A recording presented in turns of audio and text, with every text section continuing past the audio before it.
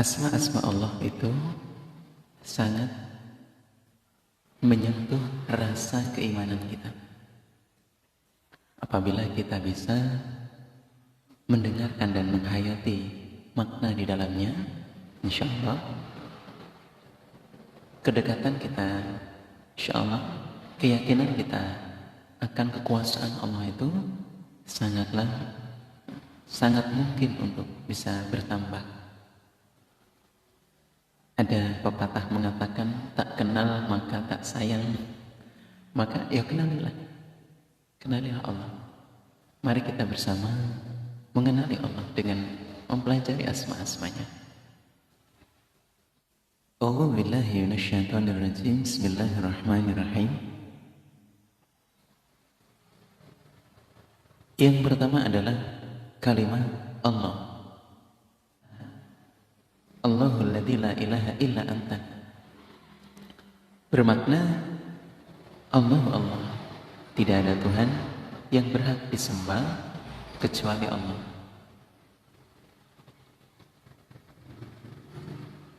Haknya Allah disembah, haknya Allah subhanahu wa ta'ala disembah, ini adalah hak yang mutlak, hak dengan wajib, hak dengan penerimaan yang tidak bisa dibantah. Allahul ladzi la ilaha illa anta.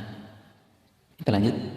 Dikarenakan karena sebuah peradaban di mana menjadi sebuah tradisi untuk menyembah apa yang ditinggalkan oleh sesepuhnya, apa yang ditinggalkan oleh orang-orang tuanya, apa yang ditinggalkan oleh para awalul kaum yang awal di antara mereka. Apa yang telah dilakukan sebelum keyakinan kita kepada Allah, maka apabila telah yakin dengan adanya Allah, semua itu harus ditinggalkan. Karena menjadi tidak wajib, bahkan menjadi penyekutuan, menjadi syirik kepada Allah. Sehingga haknya Allah disembah itu adalah kemutlakan yang hakiki, yang sebenarnya. Apabila seseorang dipaksa untuk menyembah sesuatu, padahal dia sudah mengenal Allah, maka hatinya harus menolak secara lahiriah dan batiniah untuk tidak mau melakukan hal itu. Kenapa? Karena ketika sudah meyakini Allah, semua yang ada yang menjadi sebuah tradisi harus ditinggalkan dan menjadi tidak wajib lagi. Lalu pilar terbangun di saat kita sudah meyakini kepada Allah. Pilar ini ada 6 hal di mana keyakinan kita kepada Allah itu menjadi sangat penting, menjadi sangat utama dan sangat pokok. Allahul ladzi la ilaha illahu. Allah menjadi suatu hal yang memiliki pondasi khusus, bahkan tidak hanya khusus, sangat istimewa di hati kita untuk disembah. Apa sajakah 6 pilar itu? Yang pertama adalah menyembah Allah, ibadah kepada Allah dengan rasa senang, dengan rasa gembira, bahagia, karena telah memiliki Allah sebagai Tuhan kita. Kemudian hati kita dengan rendah hati kepada Allah. Lalu kita juga memiliki rasa takut kepada Allah yang sangat besar. Apalagi kalau kita sudah memahami adanya surga dan nerakanya Allah, adanya jaminan kebahagiaan dan siksaannya Allah, rasa takut ini selalu bisa muncul dalam hati kita karena kita faham siapa Allah, kita kenal siapa Allah dan kekuasaannya. Bahwa kita juga memiliki rasa berharap kepada Allah. Kita memiliki keinginan untuk mendapatkan apa yang Allah janjikan kepada hambanya. Keyakinan berharap ini adalah keyakinan ingin mendapatkan surganya Allah dan ingin terhindar dari nerakanya Allah. Banyak hal yang Allah janjikan di dalam kitab-kitabnya. Lalu kemudian kita juga kelima mengagungkan kepada Allah dengan sebenar-benarnya. Para kaum muslimin dan muslimah yang berbahagia, ketika seseorang mengagungkan kepada Allah dengan segala kebesarannya, maka pengagungan ini kita laksanakan meskipun sekalipun secara nyata kita tidak bisa melihat kepada Allah. Dalam petunjuk-petunjuk yang lain disebutkan bahwa cukuplah dengan menyaksikan kekuasaan-kekuasaan Allah di dunia ini, mukjizat Allah di dunia yang ada berupa langit dan bumi serta semua antariksa yang ada di dunia ini, di angkasa, di tanah, di air, bahkan di dalam tubuh kita, dalam penciptaan kita, itu semua adalah bentuk keagungan Allah, sehingga kita bisa mengagungkan diri kepada Allah, bisa memuliakan Allah dengan semulia-mulianya. Karena ini menimbulkan rasa la ilaha illallah. Tidak ada Tuhan kecuali Allah, yang kita agungkan hanyalah Allah, tidak ada yang lain. Bahkan dalam sebuah riwayat, apa yang diagungkan oleh mereka umat-umat dahulu selain Allah, ketika ditantang untuk melakukan sesuatu hal yang remeh itu, ya tidak bisa. Namun lagi-lagi mereka tetap tidak berubah keyakinan karena hatinya tidak dibuka oleh Allah. Kaum muslimin dan muslimah yang hatinya dibuka oleh Allah, yang hatinya lebar, dijembarkan hatinya, pikirannya, sehingga memahami Allah, mengagungkan kepada Allah itu meskipun kita tidak melihatnya.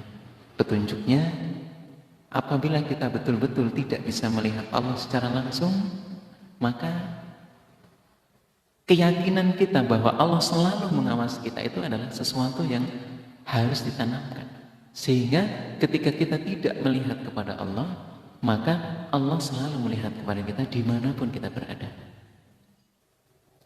Maka karena Allah lah yang disembah, tidak berhak siapapun untuk diesakan kecuali hanya Allah saja yang menjadi sesembahan kita, yang menjadi sandaran hidup kita kepada Allah.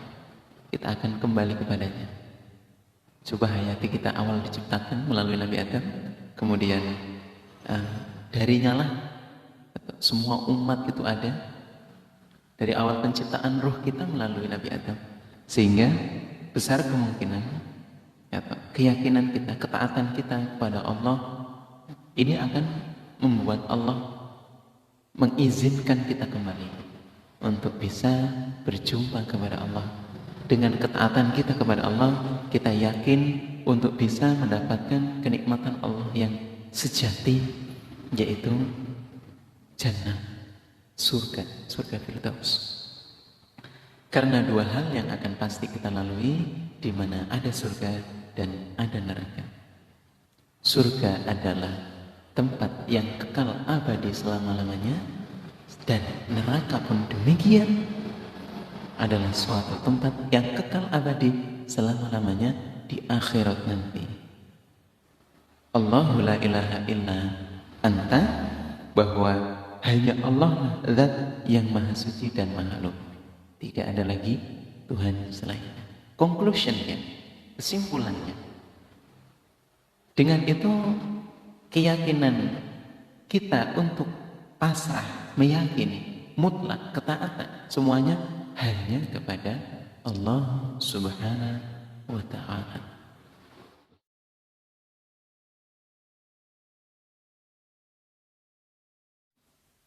Kita lanjutkan. Berikutnya adalah asma Allah yang bermakna Ar-Rahman. Allah yang bersifat Ar-Rahman itu adalah zat yang lemah lembut, belas kasih, sayang menyayangi, dan Allah memiliki sifat yang perhatian penuh kepada hambanya. Allah yang bersifat Ar-Rahman ini zat yang mempunyai kasih sayang yang sangat luas. Bahkan kasih sayang Allah ini tidak hanya untuk segelintir orang saja. Semua makhluk Allah yang ada di dunia itu mendapatkan rasa sayangnya Allah. Kasih sayangnya Allah mencakup keseluruhan makhluknya. Sebagian makhluk yang tempat tinggal dan keberadaannya itu jauh dari penglihatan manusia, Allah menjangkaunya. Suatu kaum atau suatu makhluk yang tinggalnya jauh dari peradaban manusia, Allah menjangkaunya. Allah memberikan kasih sayangnya kepada mereka. Petunjuknya dalam sebuah riwayat menyebutkan cerita tentang Raja Dzulqarnain yang berpetualang menuju ke ujung barat. Ya, ada makhluk di sana, ada hambanya Allah yang tinggal di sana. Bagaimana cara mereka bertahan hidup? Itu di tempat terbenam atau di tempat terbitnya matahari ya, dalam riwayat, koreksi kalau kami salah.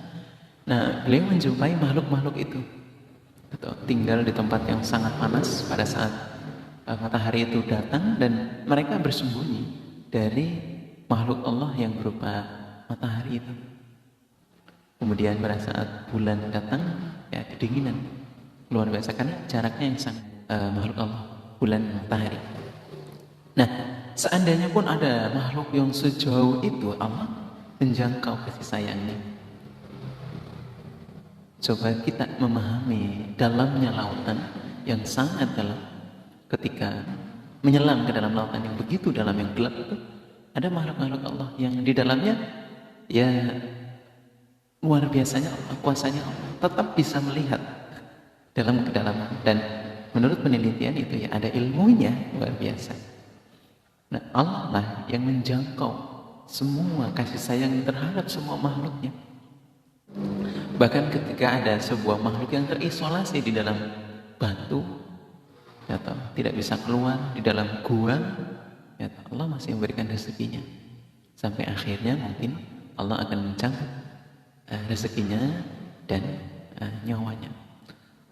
Para kaum muslimin dan muslimat yang kami hormati, rezeki berbanding lurus dengan usia kita. Kalau orang masih ada usianya, maka rezekinya masih ada. Yakinlah bahwa Allah tidak pernah menutup rezeki seseorang ketika orang tersebut masih hidup. Allah akan menutup rezekinya ketika dia sudah tutup usianya. Maka kekuasaannya Allah ini menjangkau semua makhluknya, baik yang ada di darat, di laut, di udara, bahkan di tempat yang tidak terjangkau oleh manusia sekalipun. Luar biasa. Dan juga yang paling pokok bahwa sifat rahmannya Allah ini tidak pandang bulu. Mau dia ibadah kepada Allah dengan sesuai firman-Nya ataupun dia tidak beribadah kepada Allah, Allah tetap akan sayang kepadanya. Karena rahmannya Allah itu berlaku bagi kaum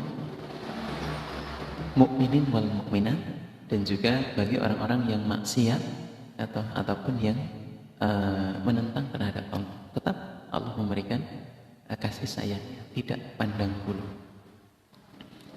Urusan sebagai conclusion, urusan mereka tidak mempercayai adanya kekuasaan Allah berupa Ar-Rahman, itu kembali kepada hidayah yang ada di dalam hatinya. Seandainya sesosok manusia mengatakan, ini semua usaha saya, upah daya saya, bisa mendapatkan hal ini. Hal itu dikarenakan mungkin karena hidayah di dalam hatinya ya tidak ada.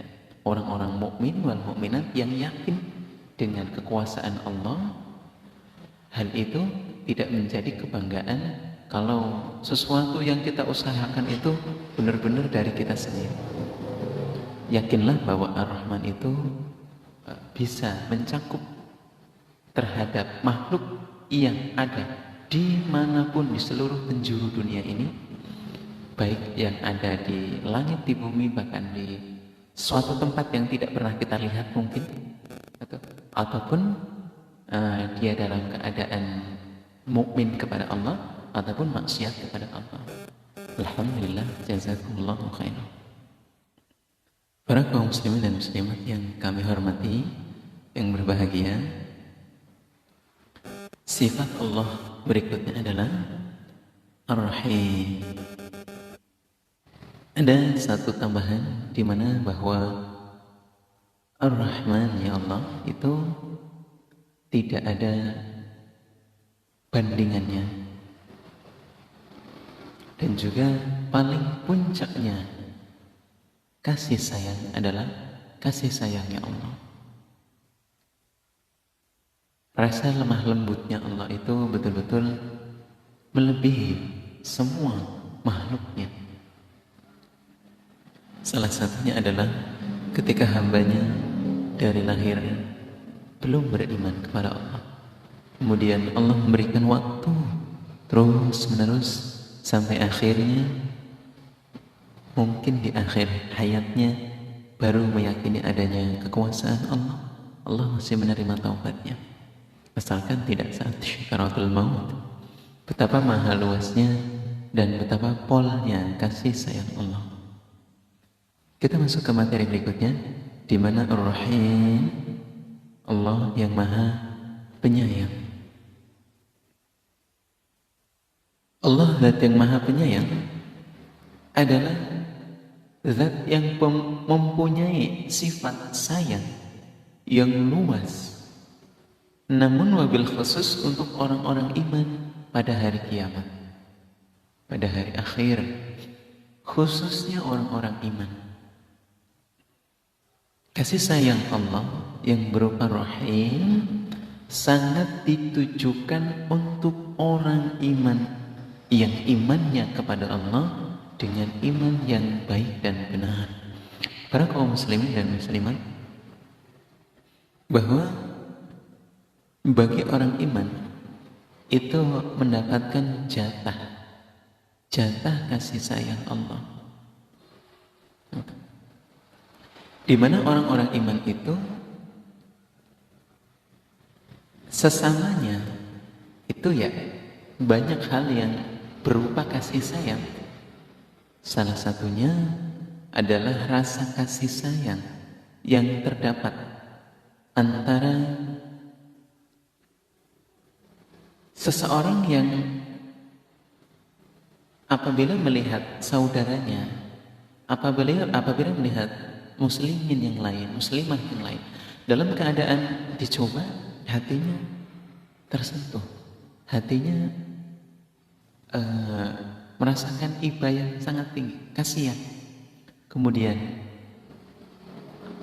rasa sayangnya ini muncul atau sama muslimin wal muslim, sehingga mau membantu, mau menolongnya. Ini bagian dari rasa sayang manusia sesama manusia. Allah berikan hal itu, sehingga tidak heran orang-orang yang memiliki rasa sayang lebih. Kemudian juga ada rasa kasih sayang ibu terhadap anaknya, di mana meskipun dalam keadaan bagaimana, seorang ayah, seorang ibu itu tidak akan membenci kepada putra-putrinya. Sangat sayang. Hal itu ada di hati manusia, ada dalam hati orang tua, utamanya orang tua yang mempunyai anak-anaknya sangat menyayangi kepada putra-putrinya. Suatu saat kasih sayang ini dirasakan bahkan dari awal dia lahir sampai dengan akhir hidupnya, masih dalam keadaan menyayangi terhadap putra-putrinya. Kasih sayang yang sangat luar biasa. Bahkan banyak orang tua, laki-laki dan perempuan berkorban untuk putra-putrinya menanggalkan kehidupannya. Kalau Bapak Ibu mendengar adanya transplantasi pada kaum muslimin dan muslimat, adanya pemindahan organ yang bisa mencabut nyawa, kalau tidak benar-benar karena kasih sayang yang Allah berikan kepadanya, bagian kasih sayang yang Allah tanamkan di dalam hatinya, ego kita sangat besar untuk mementingkan diri sendiri. Ada orang-orang yang rela, orang tua yang rela atau organnya atau darahnya diberikan kepada orang lain, mengorbankan dirinya sendiri demi keselamatan orang lain. Itu bagian dari kasih sayang yang Allah berikan. Begitu juga ada kasih sayang yang sifatnya adalah suami terhadap istrinya.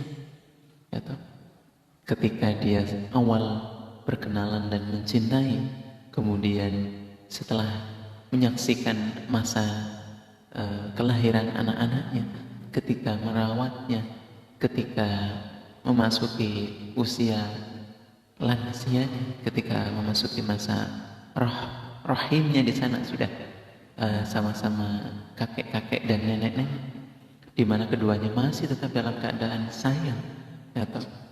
Sang suami merasa bersyukur karena seorang wanita telah mensupport hidupnya, membantu menyelesaikan semua beban yang ada di rumah tangganya, merawat putra-putrinya. Hal ini Allah tanamkan di dalam hati seseorang untuk menyayangi. Kemudian sifat murah hatinya seseorang yang mudah memaafkan, ini juga Allah berikan kepada manusia, atau mudah untuk memaafkan orang lain, walaupun salah, walaupun keliru, walaupun sakit, tapi hatinya oleh Allah diberikan rasa sayang untuk bisa memaafkan hal itu, meskipun salah, meskipun dosa, dan menurut kita yang disakiti. Ketahuilah, rahimnya Allah lebih dari itu semua. Sifat sayangnya Allah melebihi semua kasih sayang makhluknya. Allah lebih dari itu. Allah menyayangi kepada orang-orang iman, kaum muslimin dan muslimat. Dan juga wabil khusus bahwa di akhirat ini orang-orang iman mempunyai prioritas kasih sayang Allah, menyayanginya Allah kepada mereka. Bentuk sayangnya Allah kepada orang iman, kepada orang mukminah, kepada orang muslim wal muslimat adalah dengan dimasukkan kembali kepada surganya Allah sesuai dengan janjinya Allah. Wahai Adam, ketika nanti datang petunjukku kepadamu, kemudian engkau dan istrimu bisa mengikuti petunjukku, nantinya aku akan kembalikan kau ke tempat yang semestinya. Nabi Adam pernah tinggal di dalam surga, walaupun belum surga yang kekal, namun beliau sudah merasakan nikmat-nikmat di dalamnya. Dan nantinya akan dikembalikan, akan ditempatkan oleh Allah di dalam surganya Allah. Begitu luar biasanya Allah.